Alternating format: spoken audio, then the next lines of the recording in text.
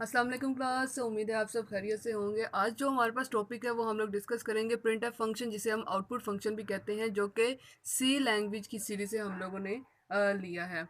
तो मोस्टली जब भी सॉरी हम लोग प्रिंट एफ फंक्शन या आउटपुट फंक्शन को डिस्कस करने से पहले हमें ये पता होना चाहिए कि हमारे पास स्टैंडर्ड इनपुट आउटपुट क्या है। स्टैंडर्ड इनपुट आउटपुट होता क्या है, ये हम लोग को बेसिकली पहले पता होना चाहिए, जो कि जिसके अंदर हम लोग प्रिंट एफ और स्कैन एफ के फंक्शन को डिफाइन करते हैं सी लैंग्वेज के अंदर, जिसे जो कि मैं पहले भी हेडर फाइल्स में बता चुकी हूँ कि एस टी डी ओ आई ओ जोन सा है वो हमारे पास स्टैंडर्ड इनपुट आउटपुट शो करता है, जिसके अंदर प्रिंट एफ और स्कैन एफ का फंक्शन डिफाइन किया जाता है। मेरे पास, अगर मैं टॉपिक स्टार्ट करती हूँ तो पहले मेरे पास बेसिक इंट्रोडक्शन होना चाहिए कि स्टैंडर्ड इनपुट आउटपुट होता क्या है। स्टैंडर्ड इनपुट और output, standard input output as you all studied in the junior classes, जो कि आप लोग पहले भी इनपुट और आउटपुट क्या होता है बेसिकली आप लोग ये पढ़ चुके होंगे अपनी 7th स्टैंडर्ड 8th स्टैंडर्ड्स में।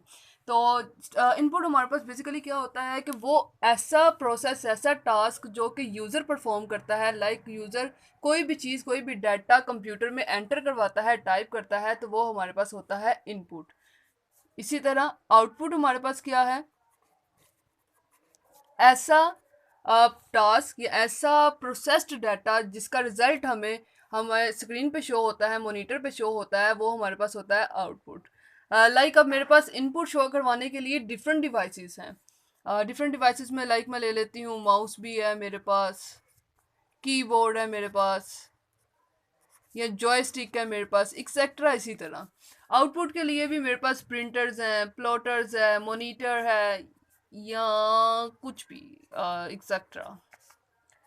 लेकिन हम लोग बेसिकली क्या डिस्कस कर रहे हैं, स्टैंडर्ड इनपुट और स्टैंडर्ड आउटपुट। तो बेसिकली हम लोग को पहले ये पता होना चाहिए कि स्टैंडर्ड इनपुट डिवाइस कौन सी है और स्टैंडर्ड आउटपुट डिवाइस कौन सी है। स्टैंडर्ड इनपुट मतलब ऐसी डिवाइस जो कि कंप्यूटर के साथ ही लगी रहेगी, उसके बगैर कंप्यूटर का या हमारे पास सिस्टम जो है उसका उसके बगैर हम लोग डाटा इनपुट नहीं करवा सकते। अब ये सोचने की बात है कि हम लोग माउस के बगैर भी डाटा इनपुट करवा सकते हैं। ऑब्वियसली हम करवा सकते हैं, जॉयस्टिक या डिफरेंट डिवाइसेस के बगैर हम डाटा इनपुट करवा सकते हैं, लेकिन कीबोर्ड एक ऐसी डिवाइस है जो कि कंप्यूटर के साथ लगी रहती है, उसके बगैर हम डाटा इनपुट नहीं करवा सकते हैं। ये हमारे पास एक डिफ़िकल्ट टास्क है उसके बगैर काम करना। तो स्टैंडर्ड इनपुट के लिए मेरे पास जो यहाँ पे डिवाइस है वो है कीबोर्ड की। इसी तरह स्टैंडर्ड आउटपुट के लिए वैसे तो हम लोगों ने काफ़ी डिवाइसेस देखी हैं। प्रिंटर भी हो सकता है, प्लॉटर भी हो सकता है, मॉनिटर, एलसीडीज, एलईडी कुछ भी हो सकते हैं, लेकिन बेसिक जो मेन हमारे पास डिवाइस होगी जिसपे आउटपुट शो होना है वो हमारे पास है मॉनिटर, जिसपे हमें आउटपुट शो होता है या रिजल्ट शो होता है। तो ये हमारे पास बेसिक इनपुट आउटपुट की जो थोड़ा सा इंट्रोडक्शन था। मैं चाहती थी कि आप लोगों को थोड़ा सा आइडिया होना चाहिए कि इनपुट आउटपुट है क्या, या इनपुट आउटपुट डिवाइसेस जो स्टैंडर्ड इनपुट आउटपुट डिवाइस हैं वो कौन सी हैं। आज का जो हमारे पास मेन टॉपिक है, बेसिक टॉपिक है, वो हमारे पास है print F function. Print F function जिसे हम सी लैंग्वेज में आउटपुट फंक्शन भी कहते हैं।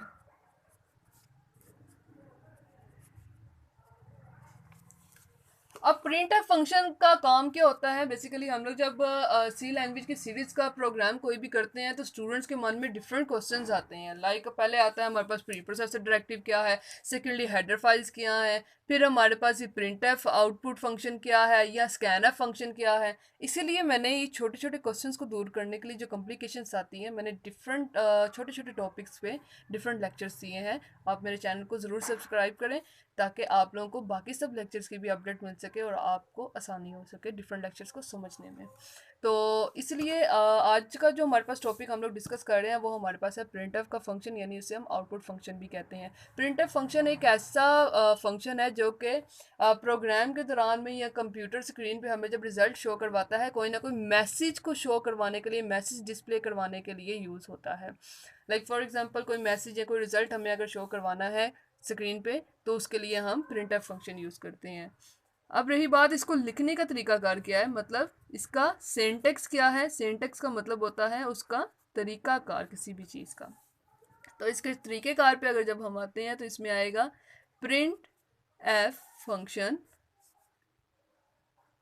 सॉरी ये डबल कोटेशन वैसे लगाते हैं लेकिन सिंटेक्स में एज आप लगा सकते हैं, कोई इसमें एक प्रॉब्लम नहीं है। तो इसमें हमारे पास आएगा फॉर्मेट स्ट्रिंग,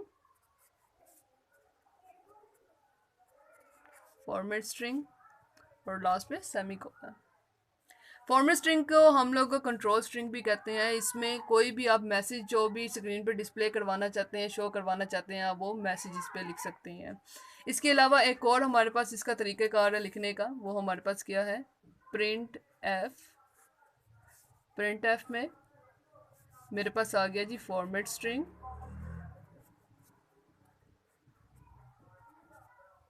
फॉर्मेट स्ट्रिंग, उसके बाद कोई वेरिएबल ले लिया या कोई वैल्यू, वेरिएबल 1, वेरिएबल 2, वेरिएबल 3 या सो ऑन, इसी तरह सेमीकोलन।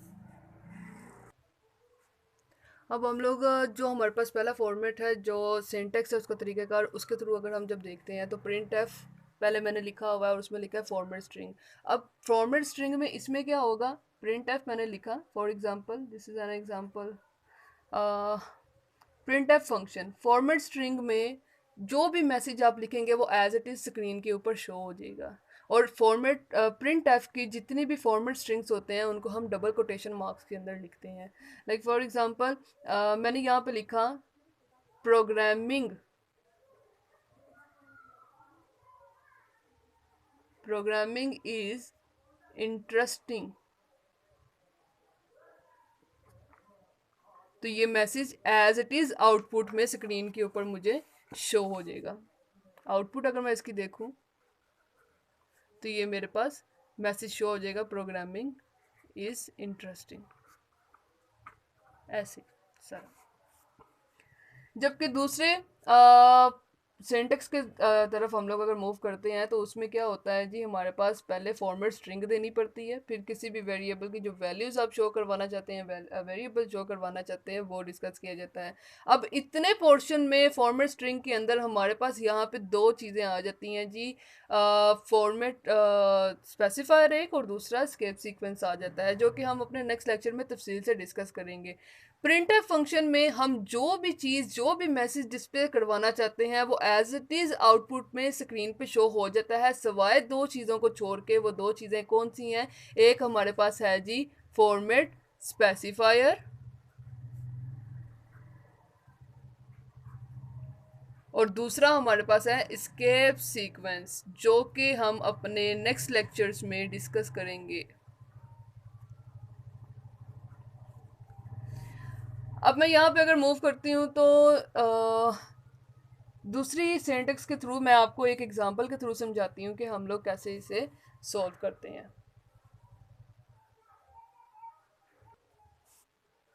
जैसे कि हम लोग सेकंड सिंटेक्स की अगर एग्जांपल देखते हैं तो, सॉरी मैं आपको एक एग्जांपल समझाती हूँ जिसके अंदर पहला सिंटेक्स भी आपको इजीली समझ आ जाएगा और दूसरा सिंटेक्स भी आपको अच्छे से समझ आ जाएगा। एक एग्जांपल मैं पिक करती हूँ, लाइक फॉर एग्जांपल एक प्रोग्राम हम लोग लिखते हैं, हैश इंक्लूड stdio, मैंने इसलिए लिखा क्योंकि इसमें हम प्रिंट एफ फंक्शन भी डालेंगे, तो ये प्रिंट एफ फंक्शन को डिफाइन करेगी ये library. Dot H header file का सिंटेक्स है, यहाँ पे आ जाता है जी वॉइड मेन।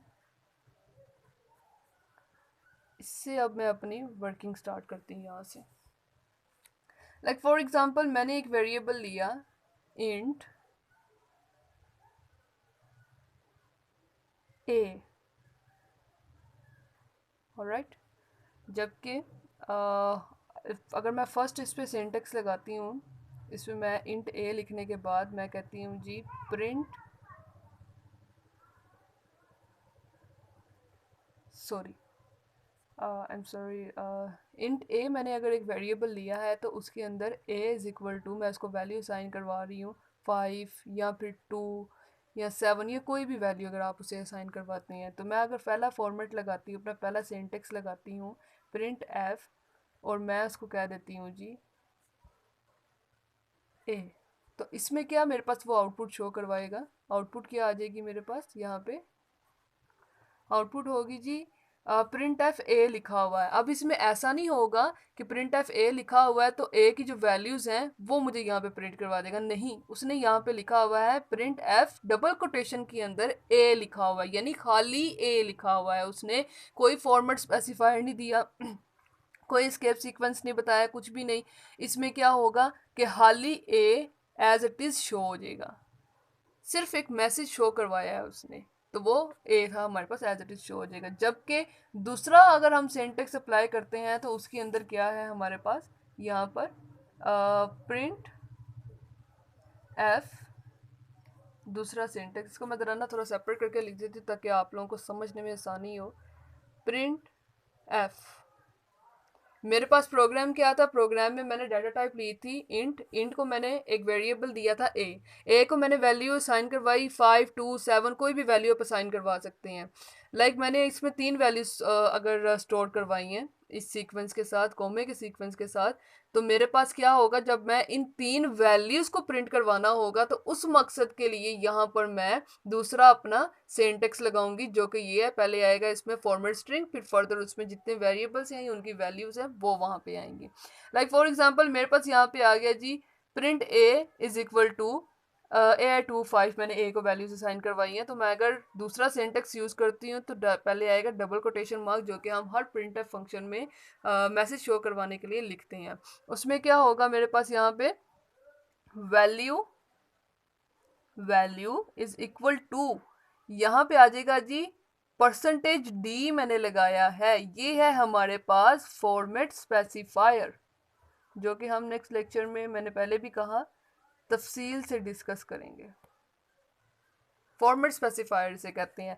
परसेंटेज डी क्यों लगाया है, क्योंकि percentage D integer data type के लिए यूज होता है, इधर मैंने डाटा टाइप इंट ली हुई है, इंटीजर ली हुई है, इसलिए मैंने यहाँ पे परसेंटेज डी लगाया है, डबल कोटेशन मार्क को क्लोज किया। अब जिस वेरिएबल की वैल्यू आप यहाँ पे स्टोर करवाना चाहते हैं, किस वेरिएबल को मैंने लिया हुआ है डाटा टाइप इंट में ए को, और उसको ए को वैल्यूज मैंने ये असाइन करवाई है, इसका मतलब है मैं ए वेरिएबल की वैल्यूज को आउटपुट में शो करवाना चाहती हूँ, तो इधर हम लोग वो वेरिएबल अप्लाई कर देंगे जिस वेरिएबल की वैल्यू आप शो करवाना चाहते हैं।